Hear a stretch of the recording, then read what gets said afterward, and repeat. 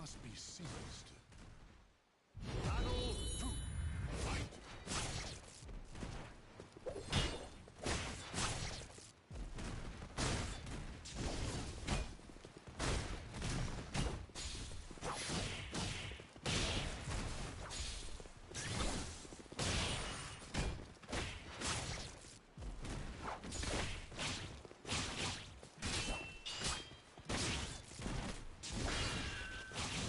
KO!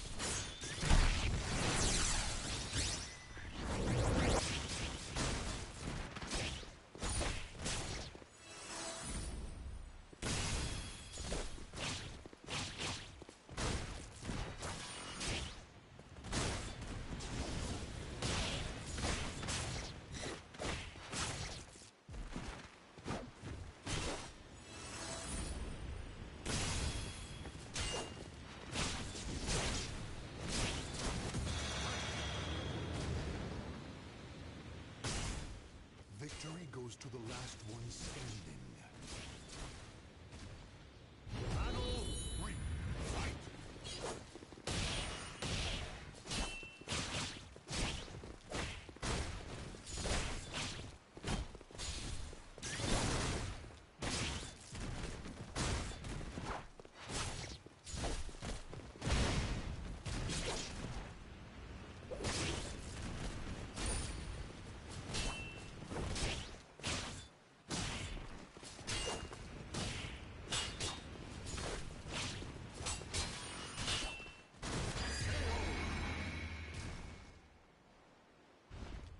Stand. Fight to your last breath. Battle 4. Fight!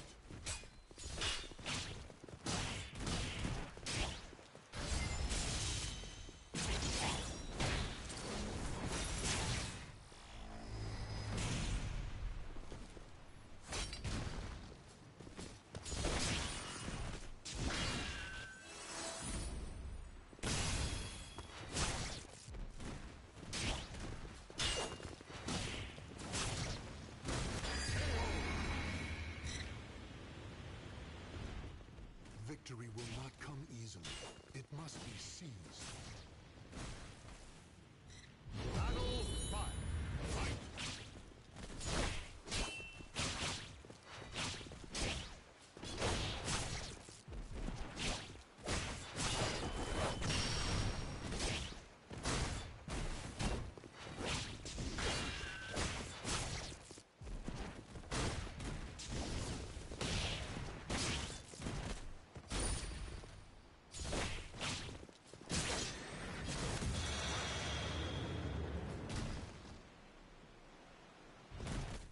Victory goes to the last one standing. Battle 6. Fight!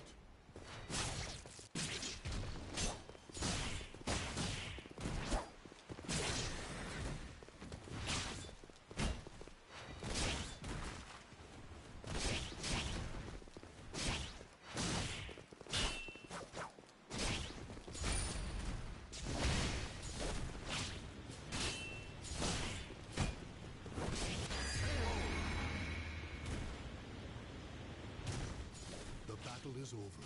Show respect for the fallen who fought so bravely.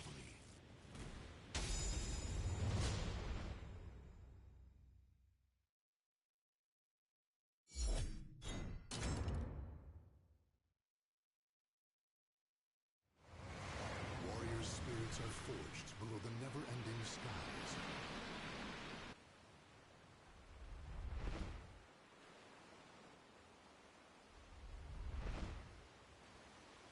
Battle 1. Fight!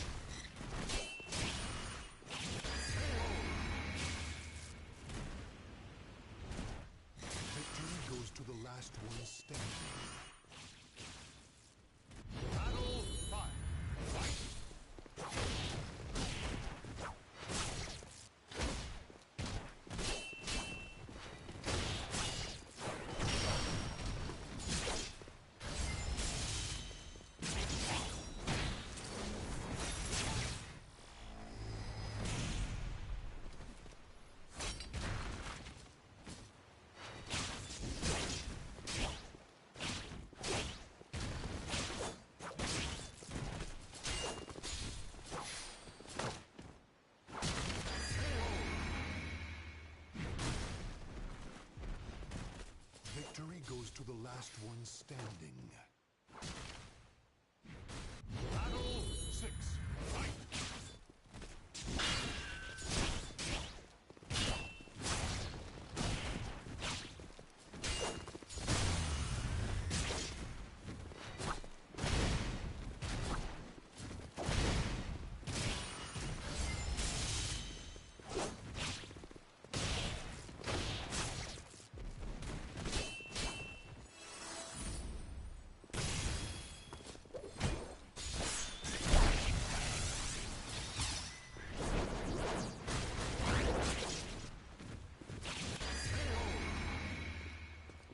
Sorry for the excessive silence, this is me getting all my notes together.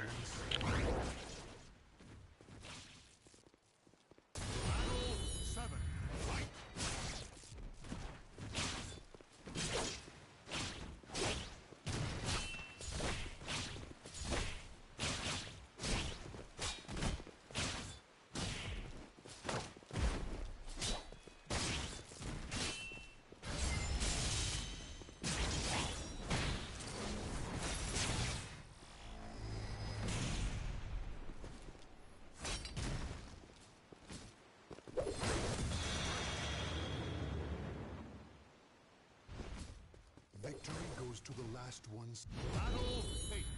Fight!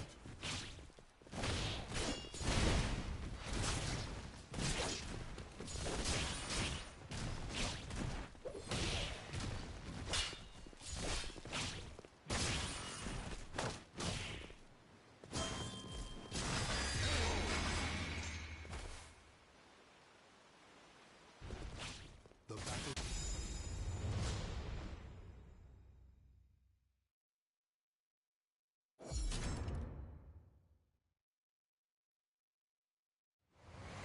Warrior spirits are forged below the never-ending skies.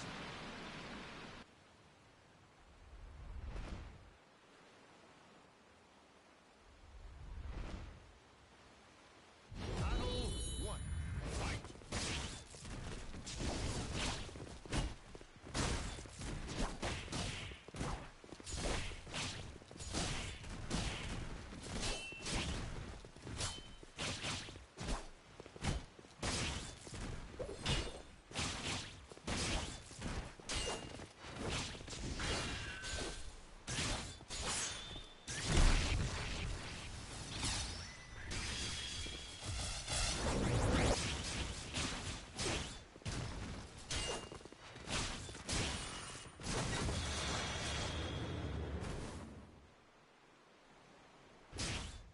Victory goes to the last one standing. Battle 2. Fight!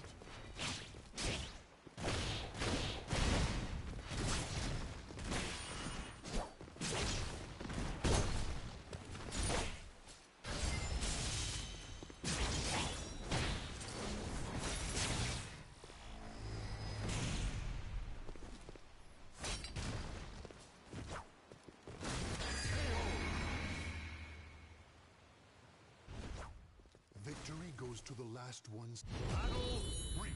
Fight!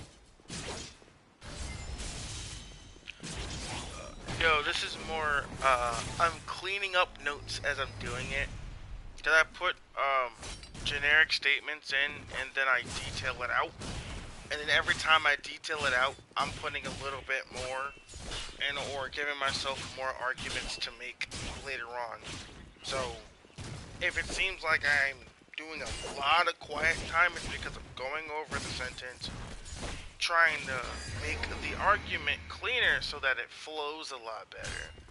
There'll be the usual, like stuttering and stammering, but it's more that I'm getting this all on a notepad so that I can have a nice little flowchart, or know where on the page I can recognize particular points.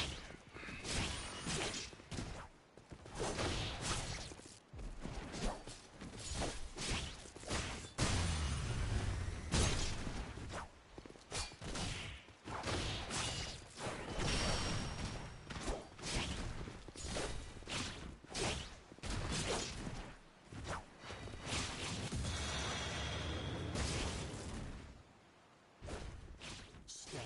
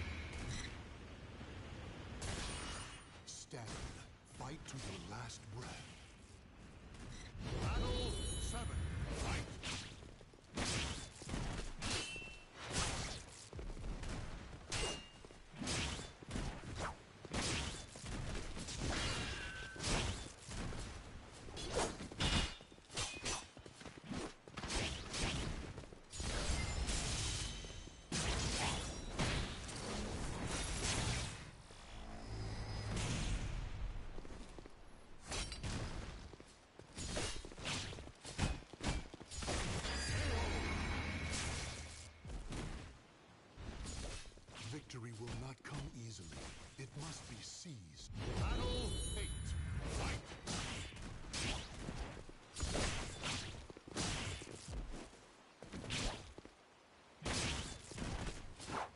So regardless who wins the match, I'll start talking once this is done.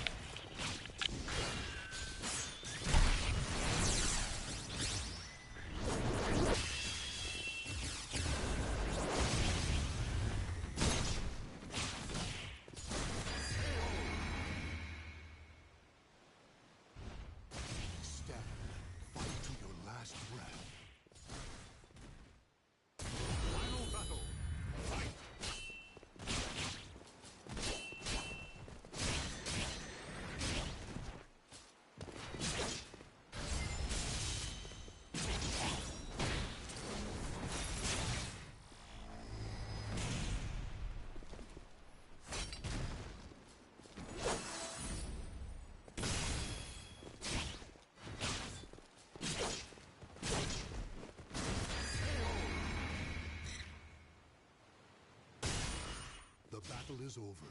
Show respect for the fallen who fought so bravely.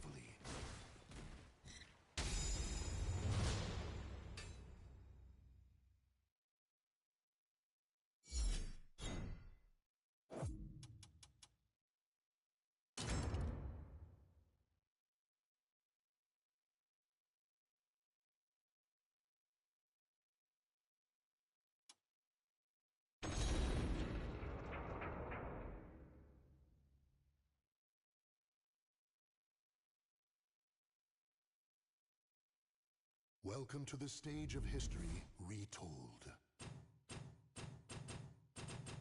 2B.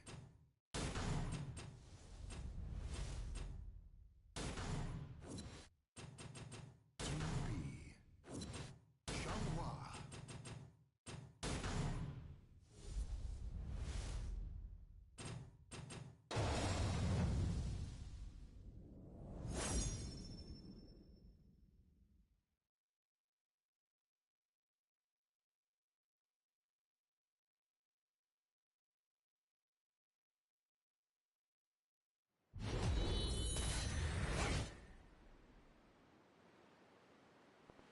Alright, so let's talk about today's topic. I got a little bit irritated today. After looking at the title of a video, which was called, Do Fighting Games Deserve to Be Mainstream? I sort of had a little bit of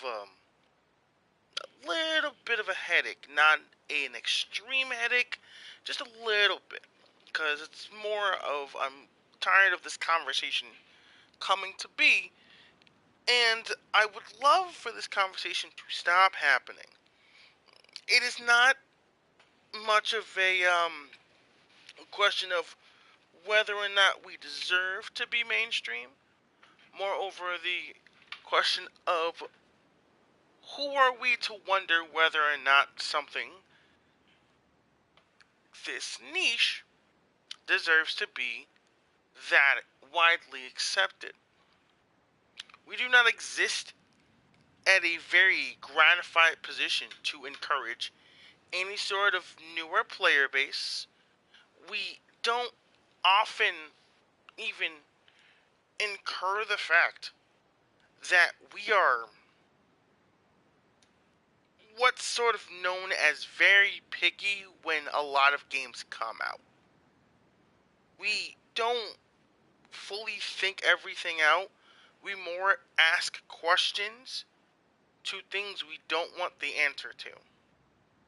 Because honestly, and in all seriousness, to every single fighting game player, to every single fighting game that does exist, regardless of how old or what date the original one came out, or how big the player base is, there is no justified answer to the question of whether or not fighting games should be a mainstream option, because we have more problems than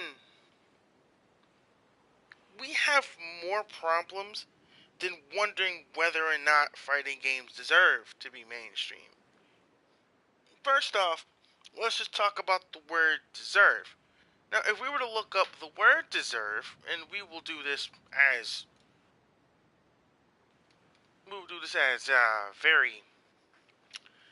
very educated as we can. The word deserve defined means to do something or have or show qualities worthy of. We haven't had games like that in a minute. There are no games that necessarily deserve any sense of mainstream appeal. None deserve it, they just happen to get it. But we will argue this point, and I'll argue sort of against mainstream appeal. As every gamer understands, and as every person understands, every sort of fan base, whether it be an extreme fandom or casual fandom, has a negative side. And that negative side is sort of what's known as either the visible minority or the vocal minority. Sorry, the visible majority or the vocal minority. Now, in either case, if they are the visible majority, then whatever happens from them is the perception that anyone gets from just observing them or from seeing any complaint coming from within their own community. Going on further, if they are part of the vocal minority, if the vocal minority is just as loud as the visible majority, then all of a sudden these now have equidistant properties. They are just as valuable as one another. If a community of people who are known for constantly being loud about something, and they are louder than the people who either play the game on a casual sense or who just sort of like the property or like the IP in question, then they are what's known as they gain the dominant opinion. If the vocal minority is very loud, then that is where the opinion drives towards. If people are more likely to complain online about something, then they are most likely to believe that they are nothing but a group of complainers who, at any instance, will choose to, if not all the time, but for a majority of the time, choose to complain about either the tiniest positions or the biggest of positions, whether it be very minor or very major. Now, in terms of mainstream appeal, usually you're gonna have both of those have eyes. Both of those sides now have eyes. That visible majority and that vocal minority will then clash at that one instant, thus showing the internal conflict that will always exist. Thus, how fighting games always exist. The sort of high intensity, sort of the very dedicated tournament level playing few right next to the possible majority casual player or number of casual players. Now, these two don't coexist. But when one dominates the other, the opinion of one then leads to the other. You start to then see sort of like that little merging point in between those two where all of a sudden now one opinion wrecks the other opinion. One opinion from one side, one opinion having been deciphered and concluded from observing one side, then automatically gets adjusted to the other side.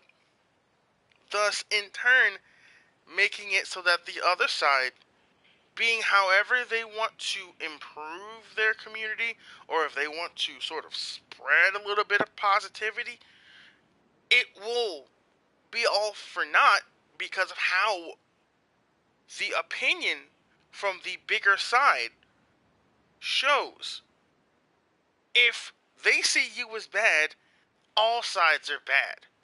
There is no definite guarantee. The greatest example is what happens when all of a sudden mobile gaming came along. It'll be a small little point, but it relates. When mobile gaming came along, there started to be a much more conciseness about, it's very easy, it's very simple, it's not really difficult, it's kind of like a thing for kids, or it's kind of like a thing that wastes time, or it like takes up a lot of useful brain cells on something that's very dumb.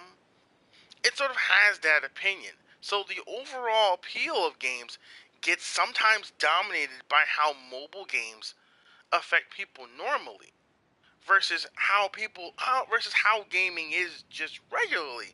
Sort of like it's a nice little vent for some people who've had a bad day, or adults who come home from work and they just want to have a nice relaxing time and they just want to play something sort of just to get relaxed. But you can have one opinion dominate everything else and then make the overall opinion become negative.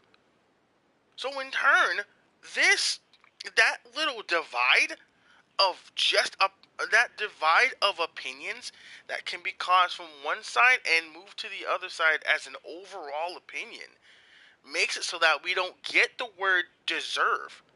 We can't be because it's impossible to be. It's just impossible to exist right now in a place where the thing you love will become a dominant mainstream topic. Because it's always gonna be one of two ways. It's gonna be either very incredibly terrible. Sorry to use the wrong word. It's either gonna be incredibly terrible and then shed a light on your specific niche, thus making it worse, or at best it'll just be a nice little irrelevant topic. Much like the same equivalent happened to the kid that broke the kid that found the Tetris kill screen. The lady sort of she just sort of like disregarded it. It wasn't even like a big thing. It was like, yeah, go put down the game. I'll go outside and such. I wish I could have quoted. I wish I could quote her verbatim, but I can't. But the way that she made that kid seem, it made it look like he didn't just accomplish something that was basically impossible. And, it wasn't even like a good job. It wasn't like you did it, good job. Now go outside and go outside as a reward, or go treat yourself to something. Like go jump off for a little bit, take a little bit of a break, go take a walk. There's a way you approach that kind of thing to where the opinion doesn't come off seeming irrelevant. But since the mainstream opinion of it is either irrelevant or negative, we can't have it the other way. So, right now, we don't get the word deserve. There's no way fighting games get the word deserve anything. So, we're past the word deserve. We're just gonna sort of move on a little bit now to like a very good point. Now, a lot of people really seem to believe that we need newer games, which is kind of the topic, and the previous topic is more like deserve to be mainstream, but I'll sort of subsect that into this question. Do fighting games, do people need new fighting games? Answer, no. You don't need them. You just want them, and then companies give them to you. There is no need for a newer game. In fact, some of the most played games, in a very niche sense, are preferably older than we think they are. I'll give you just a couple of examples. Street Fighter 2 Turbo. That game was made originally in December 1992. And that game was one in a long list of released games of all games that fall under the Street Fighter 2 branding.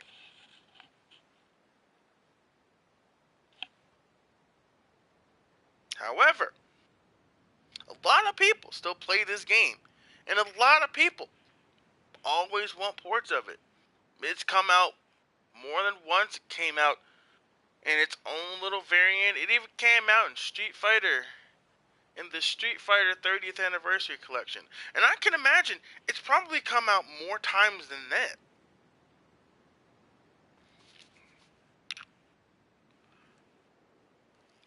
I don't think we need newer games. We don't need newer ones. I can go down the list of like maybe the 3 or 4 games that we know that people play that are older than we think they are, and probably still have ports or probably get asked for ports. Like there's Street Fighter Alpha 2. That game came out in February of 1996. People are still playing that game to this very day. It's not the most popular game, but people are still playing it. They're calling it the better of the Alpha series. That's a subjective statement, be it wrong or not. It's a subjective statement. Because there is no best of the series, it's just the ones that people like the most. Ergo. Street Fighter 3 Third Strike. Now, this game is a game where I could do a video on this alone, on just how this is the dumbest statement I've ever heard.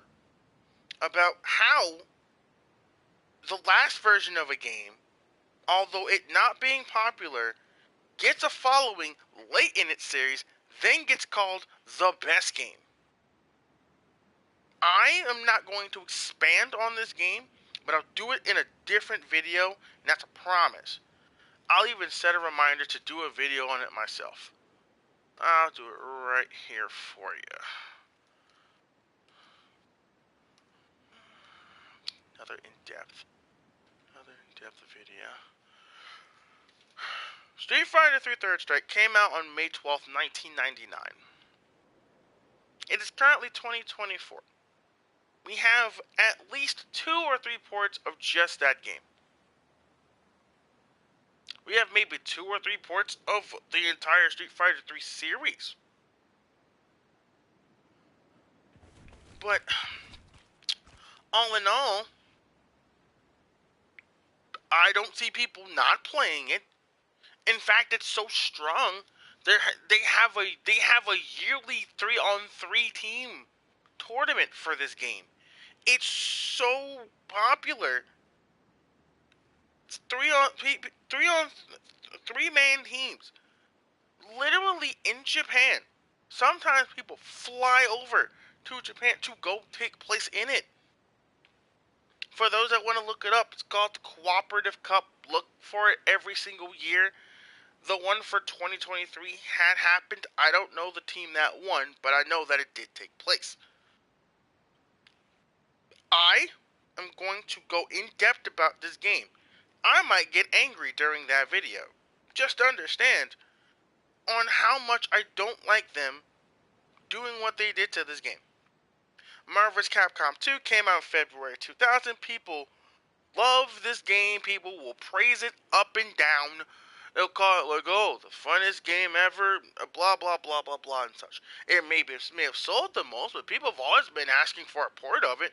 Then when they released a port of it in about 2005, between 2008 area, when it was only available for that one moment in time, when Capcom had like a agreeing deal with Marvel pre-Disney purchase to release the games in like one giant collection, or even at the time to release Marvel vs. Capcom 2 as a standalone game on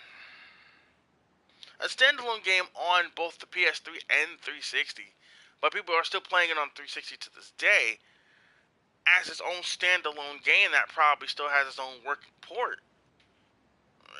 It's not a surprise that this game has an active port, but I don't want to have to hear about people asking for a port for this game. There's enough out there. There's a way to play it. There's a way to buy it. You could go get your friends, play it by yourself, go have a grand old time. This is all going to the point that asking for ports of older games sort of drives home the point that you don't want newer games. You just want your older games to then go port to another console after. I know that sort of gives like, I'm gonna hold you to that promise from one stream to another. I have it written down. Just in case. In fact, I'll start the notepad just to make sure I got it. I'll start the notepad just to make sure I got this. I don't know what date it'll come out, but it needs to come out.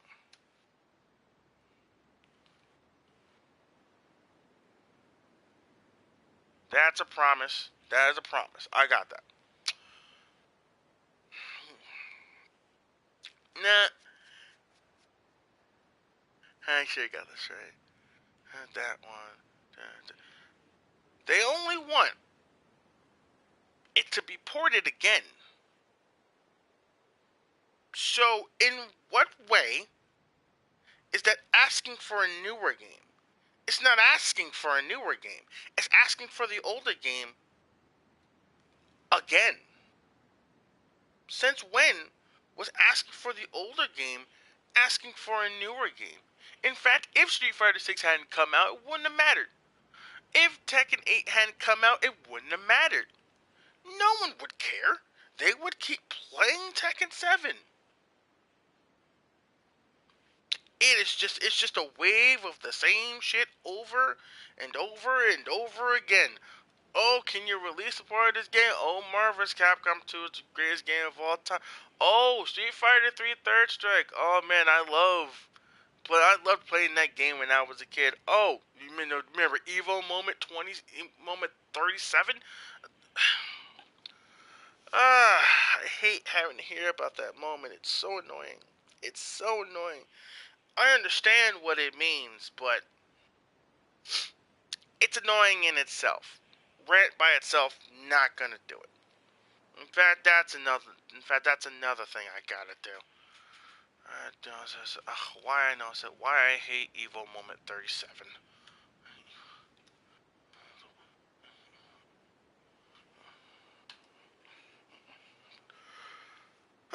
Back to the point here.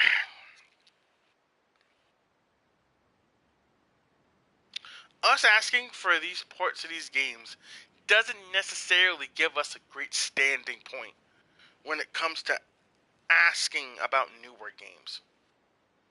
In fact, I would be so... Yeah, that's that infamous Daigo moment. That's why I don't mention it by name. I only ever say, like, that and why I hate it so much. That's why. Once again, that's another video. You could hold me to that one, too. You could hold me up on that video as well to make sure that I make it.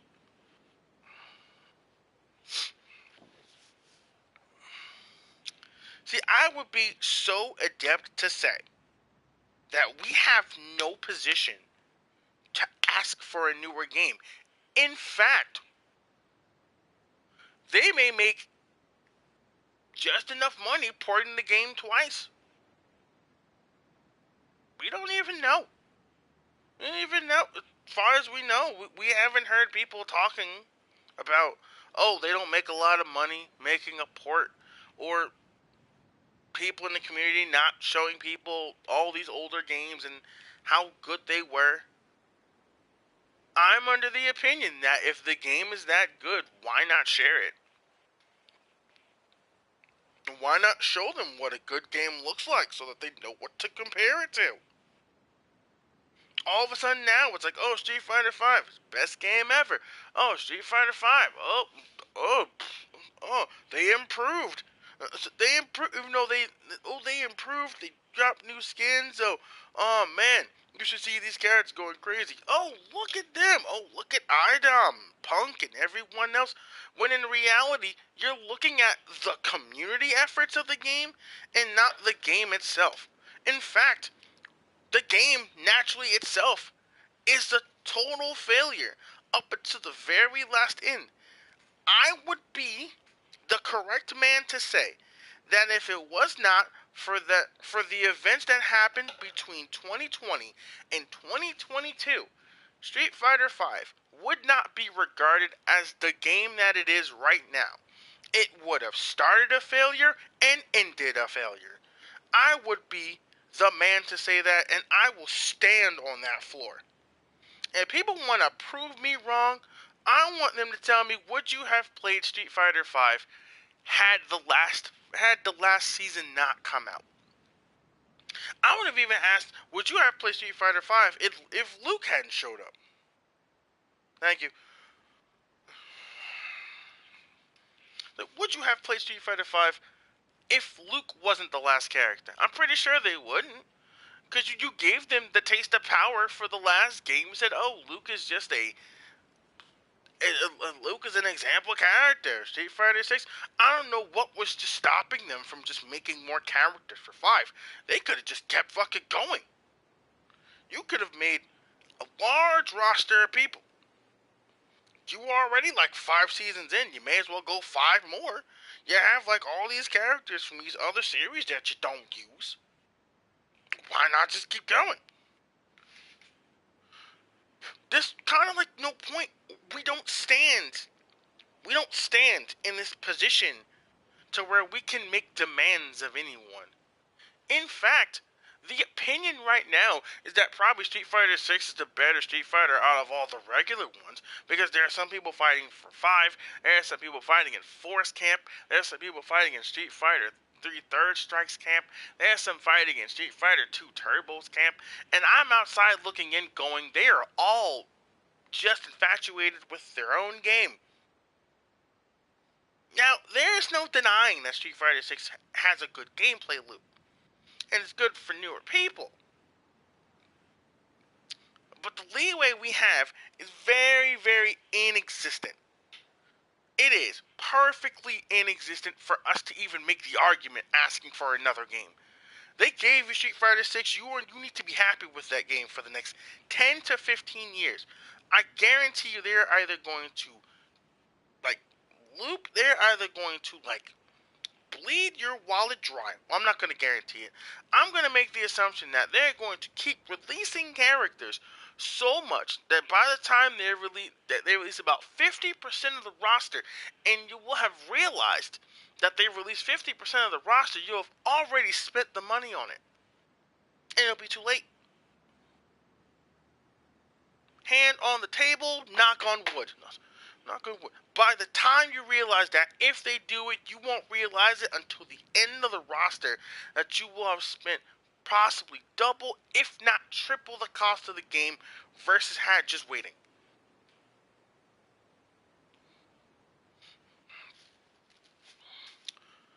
Jeez, man. I just don't know. I can't. I just can't. And it's not even like they don't know that these games exist on anything else. They know it exists on anything else.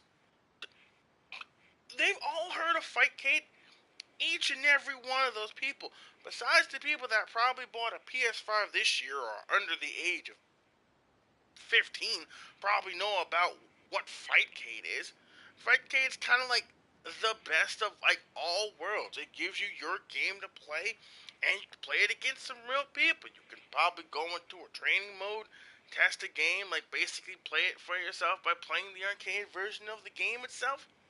Why not? You have access to the game. You can play the game. The port's right there. The worst question is the question of legality of the legality of the ROM, but sometimes you can find it in a nice legal way. You can find it. I'm not gonna say where because I don't know where myself, but you can probably find the game.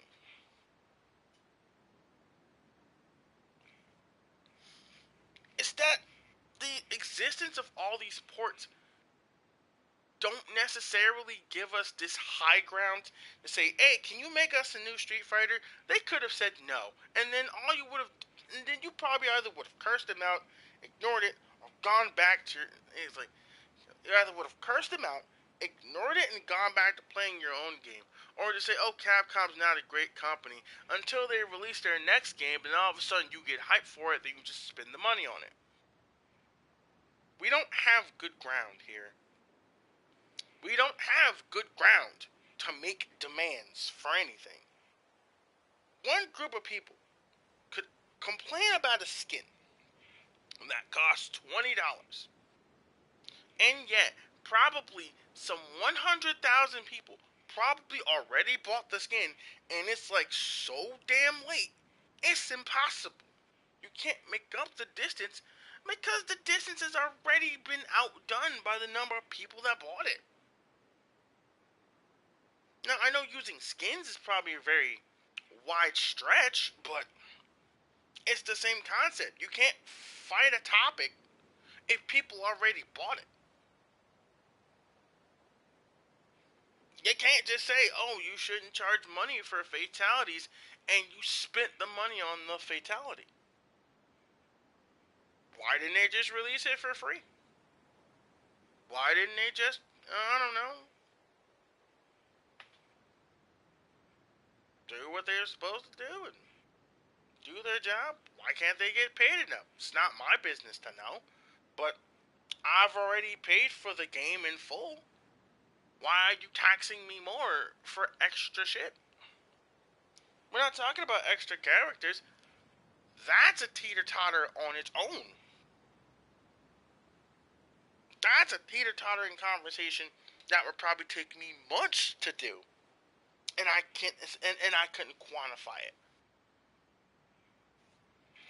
But I'm just so firmly, I am firmly on the fence saying that paying for characters before they come out is a little bit of a stretch.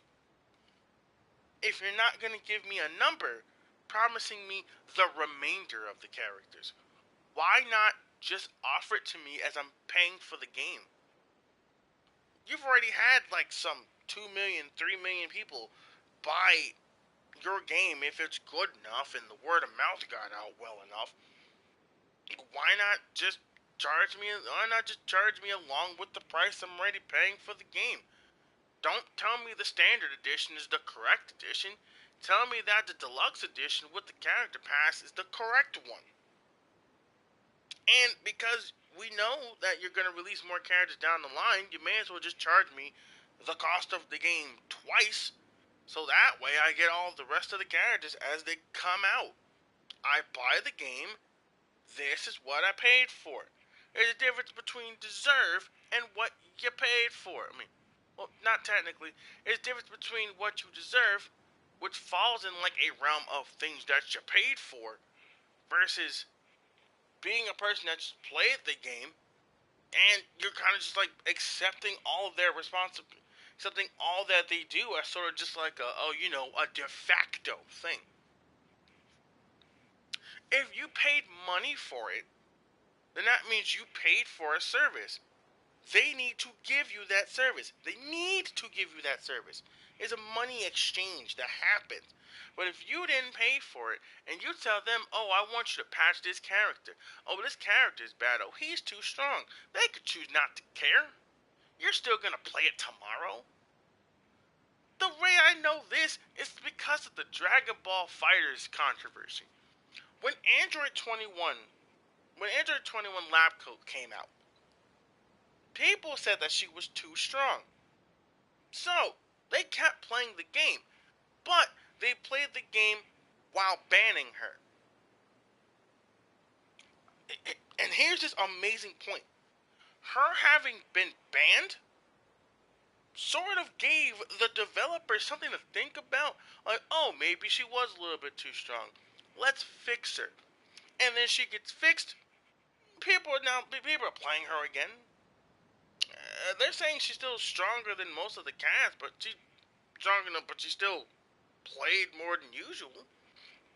And best other exception was, let's see, Ultimate Mario vs. Capcom 3's Virgil, where he's such a strong character, he defeats near the entirety of the cast by himself.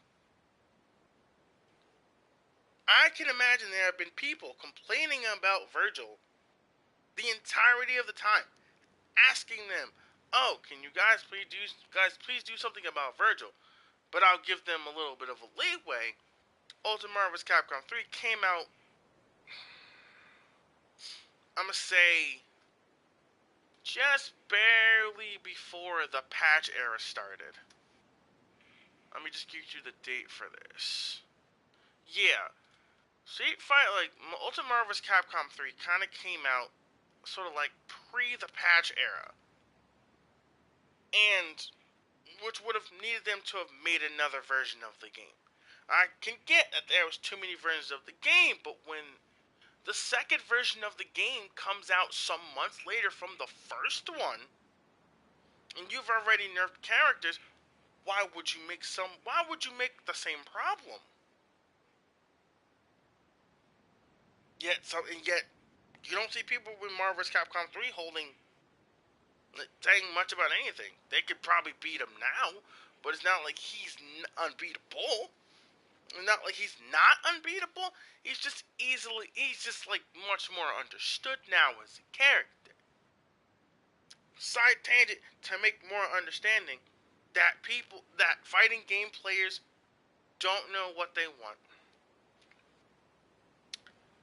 Fighting game players do not know what they want. They want this list of stuff, and then you give them this list of stuff, and then all of a sudden this one character's too strong, so then you go patch that. But then now this character's too good, so then you gotta go patch that one. Oh, but now this character sucks, so then you buff that person. But now he's too good. Now you gotta go drop some stuff again. You're basically playing the game of being like a beta tester for like $60. So I could mention the fact that I think multiple videos have referenced the fact that in current day gaming, if you don't wait to buy the game, or at least in a AAA perspective, that you're not playing the full game, you're basically a paid beta tester, and as more bugs get fixed, more bugs get found. Oh, I've been social media. No, social media is just like a anagram. Social media is a bigger issue that is not a fighting game contention. It just happens to be related in fighting game contention. The question is, do we deserve them? Do we deserve new games? Deserve new fighting games? The answer is no. You can live with the ones you have now.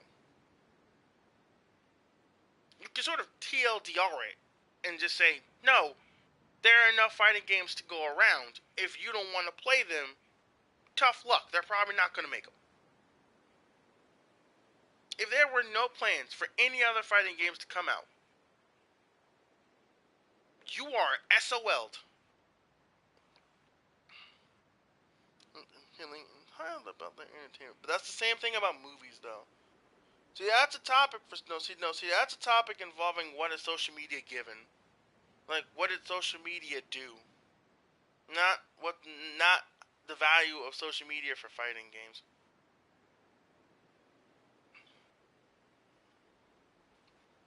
Yeah, that's a video that I'm going to say is out of my range.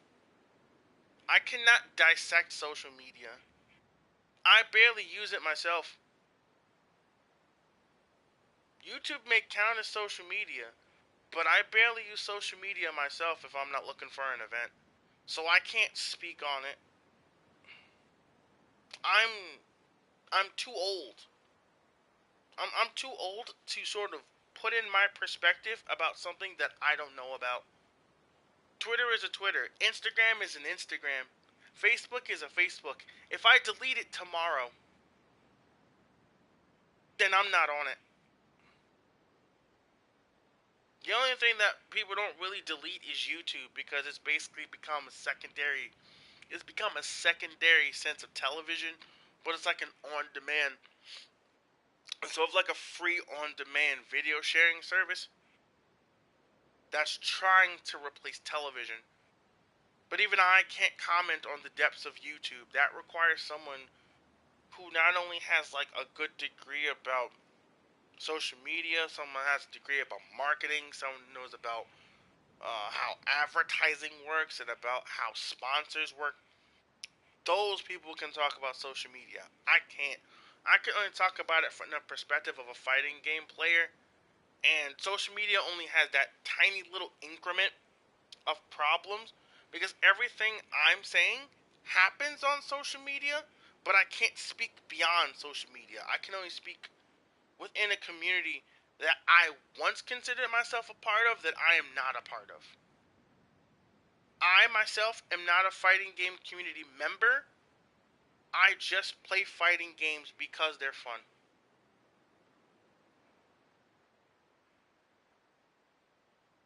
And if I'm not having fun with the fighting game, I'm the type of person that can delete it. If I want to finish it, I'll finish it, then I'll delete it. I probably won't reinstall it unless a friend asks me to reinstall it and play it again. Kind of like Genshin Impact. You can choose to play it at any time, but you don't have to necessarily identify with the community. You can identify as a person that likes to play games. Yeah, that's true. I'm a member of the gaming community because I like to play games.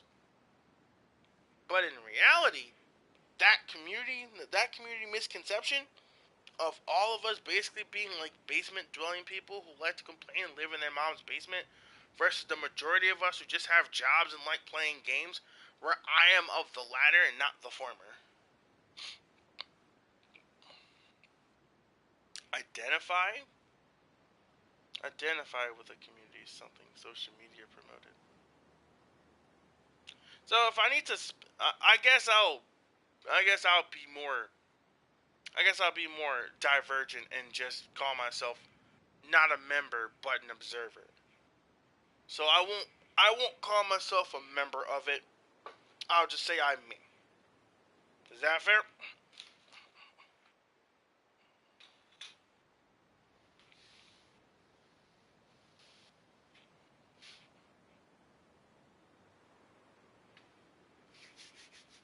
Is that fair? To just call myself me versus just saying that I am a something of something, where I am just me of my own opinion.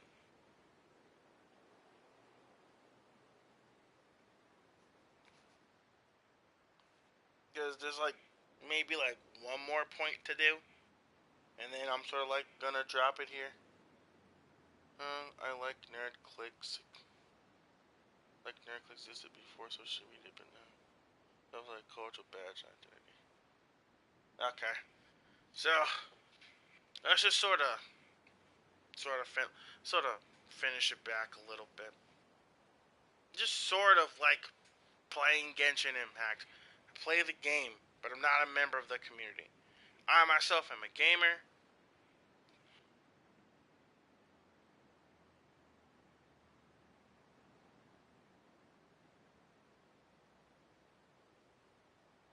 No, that's fair. That's fair.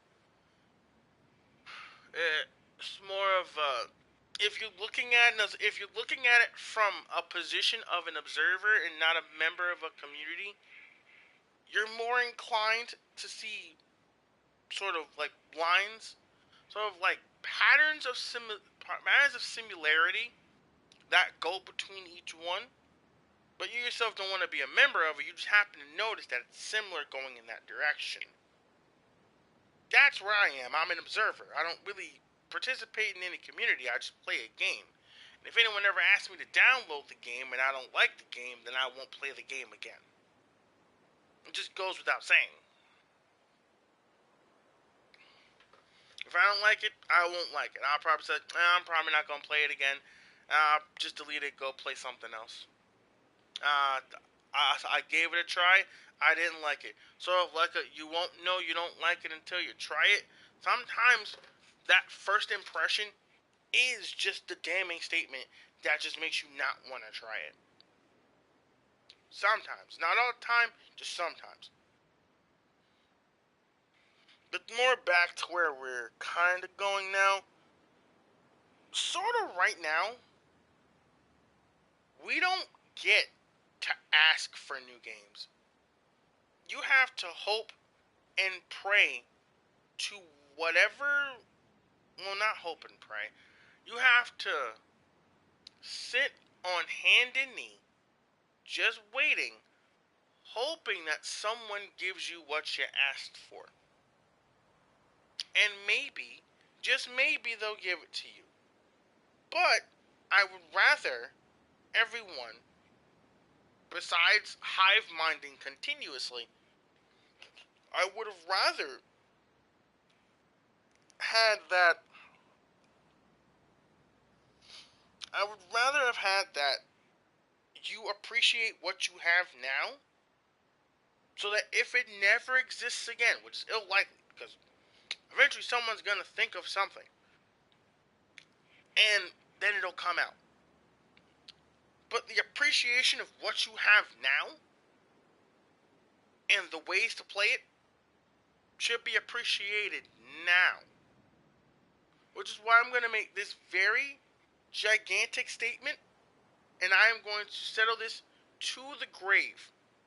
And if I am married to this opinion, and I disagree for any statement, I will correct myself.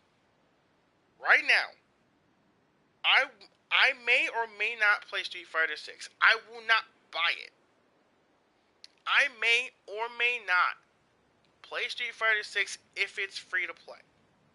That way I will put zero money in and only a time commitment. Time is the equivalent of money. That's how I'll deal. But I will not buy anything excess. I don't care about excess skin colors. Some colors are nice, but I'm not going to buy excess skins just because of an event. If I can't afford it, and I can't buy it with just sort of in-game currency from all the time I've used in that, I will miss out. FOMO is not an option for me.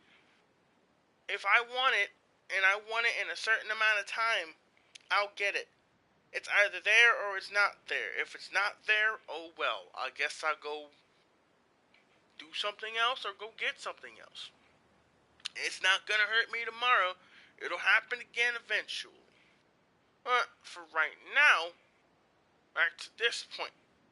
We as fighting game players, and I know that a lot of people in here play fighting games. Like, at least two of you do. We as fighting game players do not have the authority, nor the significance, nor the importance to demand a new game.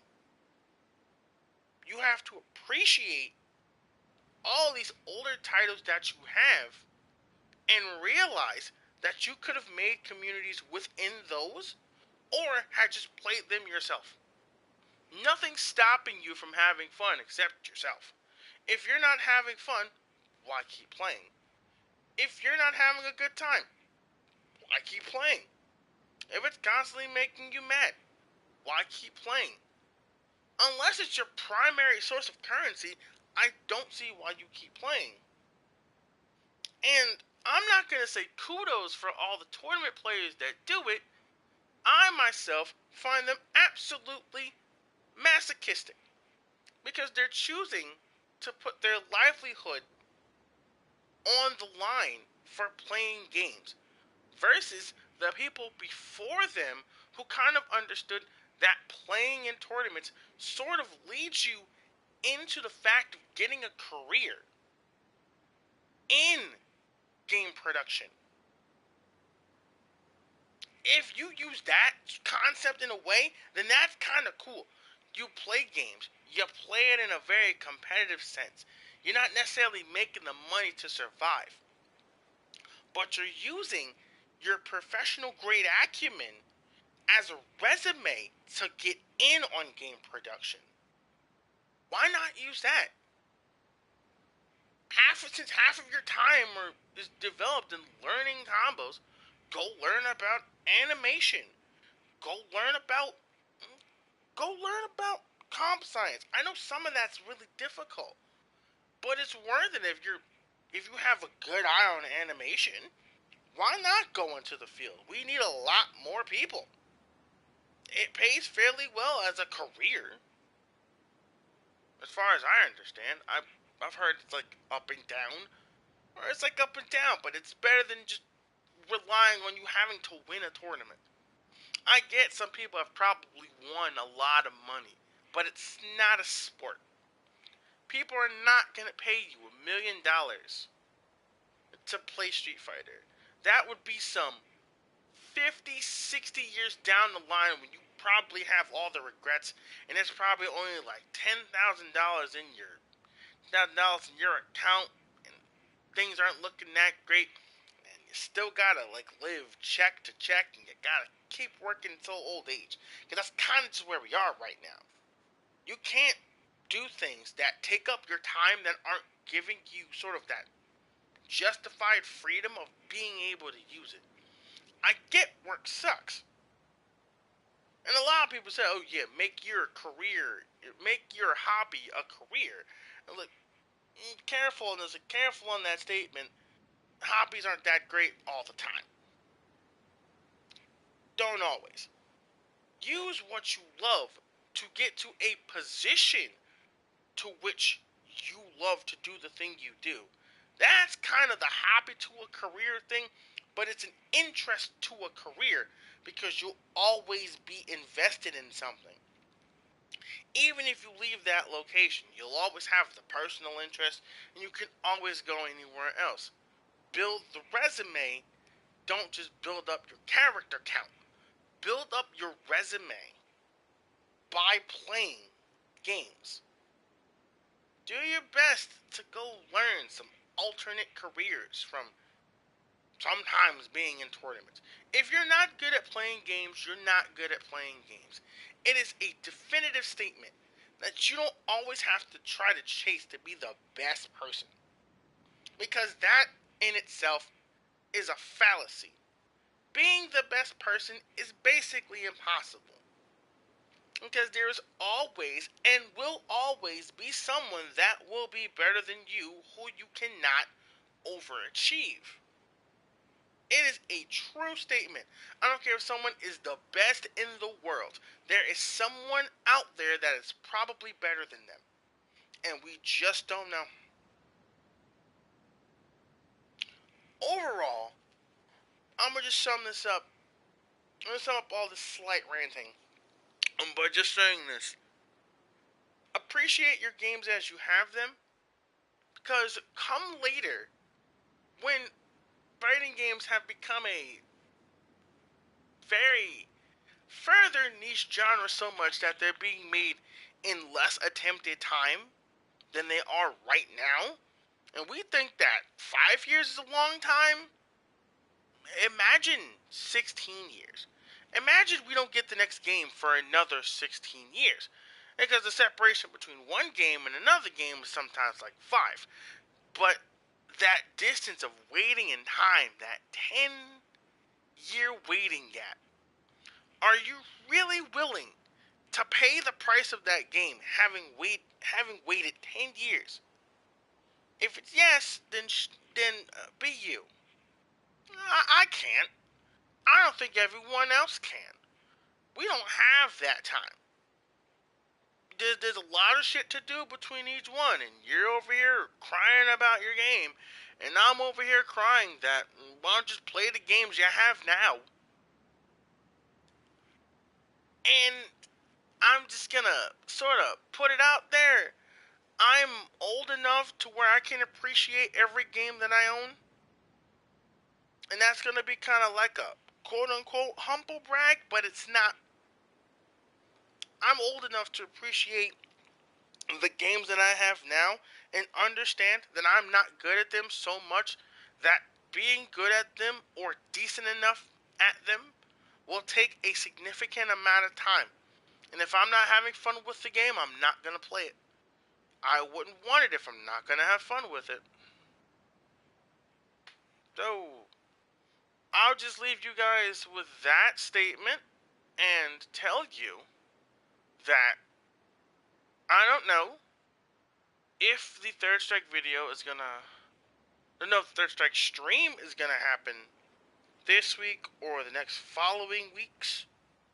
Because it's either gonna slip my mind or it's gonna be something that I'm gonna forget. But I have Danny making sure that I do it. I don't know when the Evil Moment 37 video is gonna come out, but I have Danny checking up on me about it. But anytime I get a rant, sometimes it may not be a stream. Sometimes it may just be like a quick 5-minute video of just audio only. Please understand, I do this out of concern, not for fame. I don't even care if I'm not that fucking popular. I'd rather have my voice out there somewhere so that it can at least be heard. So I can at least say I had an opinion on that topic and I said it instead of just putting it, like leaving it to myself and then yelling it at a wall. It's not value when you don't tell the thing that concerns it. So I'm going to do myself a big favor. I'm going to go and type my 200 character line to the developers of Street Fighter 6 and tell them how I feel. You should probably do the same. And probably do it in a respectful way to which they won't just block you. So I'm just going to end it abruptly here. Please don't forget to think. It is a valuable asset to use your brain. Have a good day.